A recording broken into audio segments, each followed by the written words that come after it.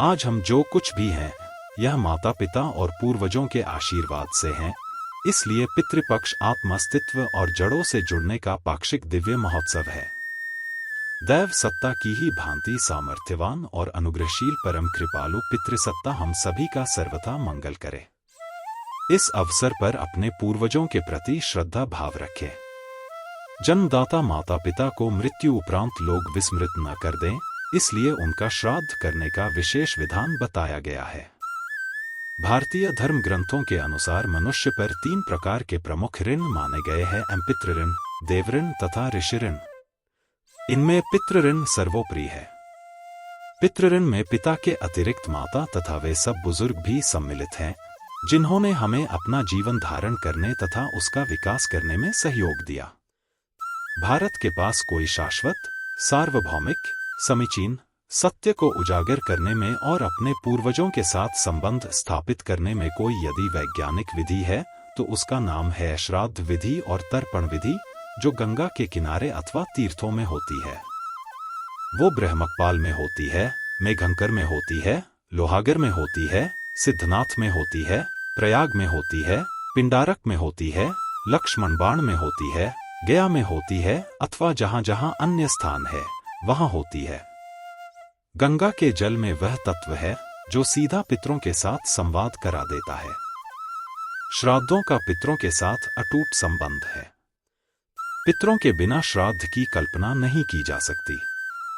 सनातन धर्म में ऋषियों ने वर्ष में एक पक्ष को पितृपक्ष का नाम दिया, जिस पक्ष में हम अपने पितरेश्वरों का श्राद्ध, तर्पण, मुक्ति हेतु विशेष क्रिया संपन्न कर उन्हें अर्घ्य समर्पित करते हैं।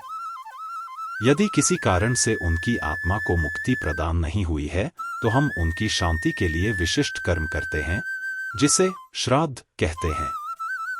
श्राद्ध पितरों को आहार पहुंचाने का माध्यम मात्र है। मृत व्यक्ति के लिए जो श्रद्धायुक्त होकर तर्पण, पिंड, दानादि किया जाता है, उसे श्राद्ध कहा जाता है। श्राद्ध प्रथा वैदिक काल के बाद शुरू हुई। उचित समय पर शास्त्र सम्मत विधि द्वारा पितरों के लिए श्रद्धा भाव से मंत्रों के साथ जो दान दक्षिणा आदि दिया जाए, वही श्राद्ध कहलाता है।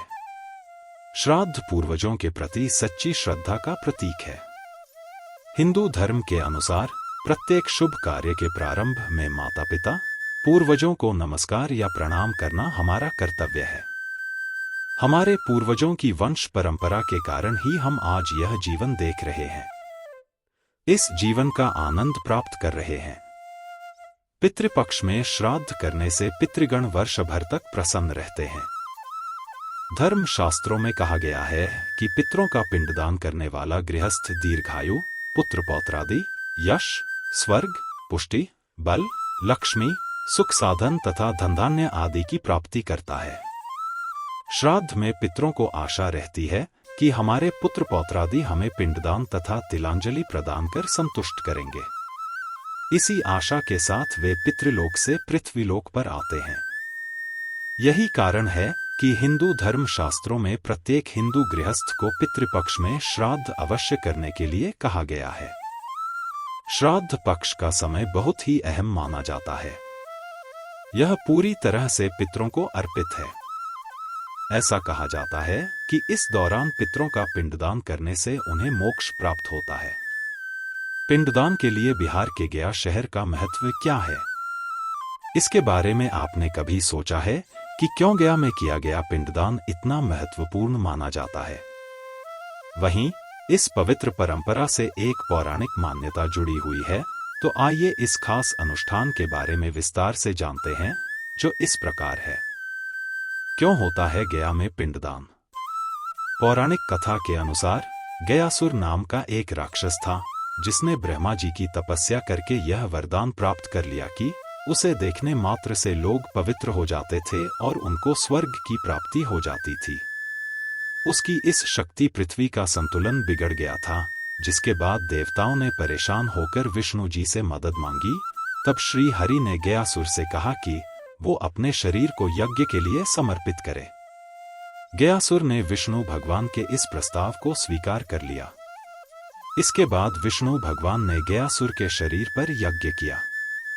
यज्ञ समाप्त होने के बाद विष्णु जी ने गयासुर को मोक्ष प्रदान करने का वचन दिया और उसे यह वरदान भी प्रदान दिया कि उसकी देह जहां तक फैलेगी वह स्थान पूर्ण रूप से पवित्र हो जाएगा और जो भी व्यक्ति उस स्थान पर अपने पितरों का पिंडदान करेगा उसके पूर्वज जन्म मरण के बंधन से सदैव के लिए मुक्त हो जाएंगे, साथ ही उन्हें मोक्ष की प्राप्ति होगी।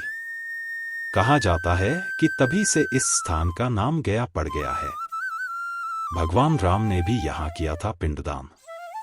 श्री हरि विष्णु ने यह वरदान दिया था कि जो कोई भी अपने जीवन काल के दौरान सच्ची श्रद्धा के साथ गया में पिंडदान करेगा वह अपने मृत पूर्वजों को मोक्ष प्रदान करेगा।